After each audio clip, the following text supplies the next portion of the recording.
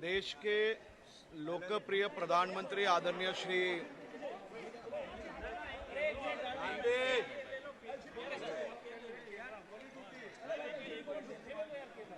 देश के लोकप्रिय प्रधानमंत्री आदरणीय श्री नरेंद्र भाई मोदी जी द्वारा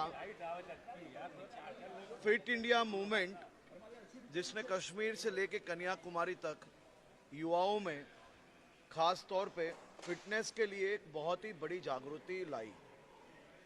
फिट इंडिया मूवमेंट को आगे बढ़ाते हुए खेलो इंडिया में प्रधानमंत्री जी ने एक तरफ कॉमनवेल्थ में भारतीय खिलाड़ी एक के बाद एक मेडल प्राप्त कर रहे थे और प्रधानमंत्री जी ने यहाँ से देश के लाखों युवाओं का खेल के सेक्टर में भविष्य उज्जवल बने, उसके लिए बजट में 8 गुनी बढ़ोतरी की।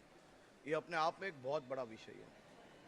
प्रधानमंत्री जी के मार्गदर्शन में देश भर में हर राज्य में स्पोर्ट इंफ्रास्ट्रक्चर का जिस प्रकार से कार्य आगे बढ़ रहा है, और ख़ास तौर पे मैं अहमदाबाद की अगर बात करूं तो अहमदाबाद में पिछले कई सालों से उनके ही मार्गदर्शन में और ख़ास तौर पे मुख्यमंत्री श्री भूपेंद्र भाई पटेल की निगरानी में स्पोर्ट्स इंफ्रास्ट्रक्चर में बहुत ही जल्द एक के बाद एक नए इंफ्रास्ट्रक्चर जो खड़े किए गए, वो केवल गुजरात के खिलाड़ियों तक सीमित नहीं, लेकिन भारत के कोई भी खिलाड़ियों के लिए अहमदाबाद हमेशा के लिए दरवाजे खुले हैं। हमारे वहाँ मेहमान के तौर पे नहीं, एक परिवार के तौर पे ये सभी इंफ्रास्ट्रक्चर ये देश के प्रत्येक युवाओं के लिए है और सभी युवा इसका लाभ ले सकते हैं। अहमदाबाद में 2030 की कॉमनवेल्थ गेम्स का आयोजन होगा। मैं सभी देशवासियों को बहुत बहुत अभिनंदन देता हूँ। मोदी जी के फिट इंडिया के विज़न को हम आगे बढ़ाएंगे। फिट इंडिया के साथ साथ मोदी जी ने जिस प्रकार से नशा मुक्त अभियान की जो शुरुआत की है, वो अपने आप में बहुत ही महत्वपूर्ण है।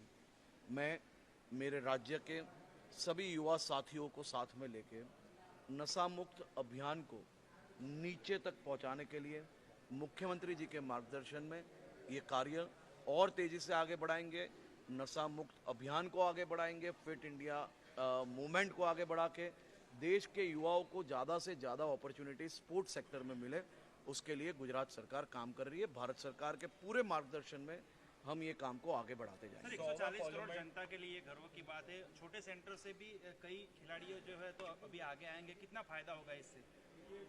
देखिए, हमने देखा कॉमनवेल्थ में जिस प्रकार से छोटे छोटे गांवों से जो खिलाड़ियों में स्किल है, उनको भारत सरकार द्वारा जिस प्रकार से एक प्लेटफॉर्म दिया गया, टॉप्स इंडिया की जो स्कीम है, खेलो भारत की जो स्कीम है, उसके माध्यम से ये सभी प्लेयर्स को इंटरनेशनल लेवल की ट्रेनिंग प्राप्त हुई और वही कारण से और उनकी मेहनत से आज कॉमनवेल्थ में हमने भारत का डंका बजाया। चौथे नंबर पे हमारा स्थान रहा। ये अपने आप में बहुत बड़ी बात है, क्योंकि ये वक्त केवल 10 गेम्स वहाँ की गई थी। हमारी जो गेम्स में सबसे ज़्यादा मेडल्स आते थे, वो गेम्स को कहीं ना कहीं वहाँ पे आयोजन नहीं किए गए थे। ये वक्त केवल 10 गेमों का आयोजन किया था, फिर भी 39 मेडल।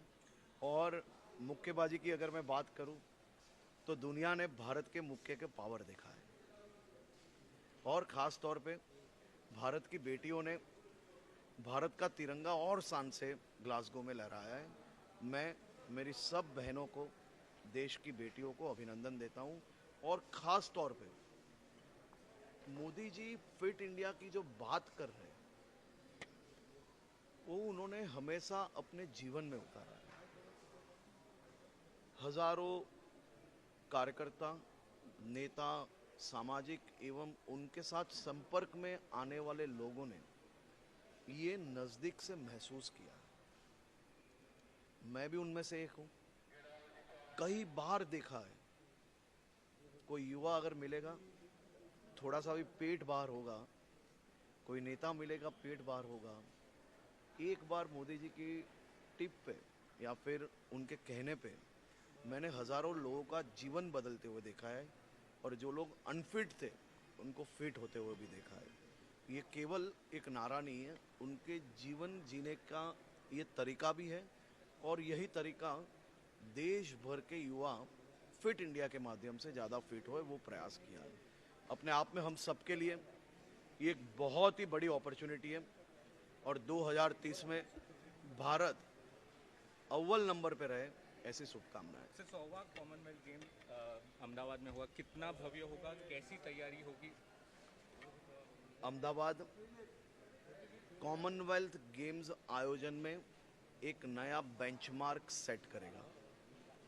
ये गेम भव्यता खिलाड़ियों की व्यवस्थाओं के साथ करेगा। ये गेम खिलाड़ी सबसे अच्छी तरह से अपना परफॉर्मेंस दिखा पाए उस प्रकार का होगा। खासतौर पे आप सभी उसके साक्षी हैं। पिछले 2 साल में अहमदाबाद में एशियन गेम्स की बात हो, एशियन चैंपियनशिप की बात हो, कॉमनवेल्थ डिफरेंट चैंपियनशिप की बात हो या इंटरनेशनल टूर्नामेंट की बात हो, अहमदाबाद ने एक बेस्ट होस्ट के तौर पे अहमदाबाद आगे बढ़ता जा रहा है। आभार।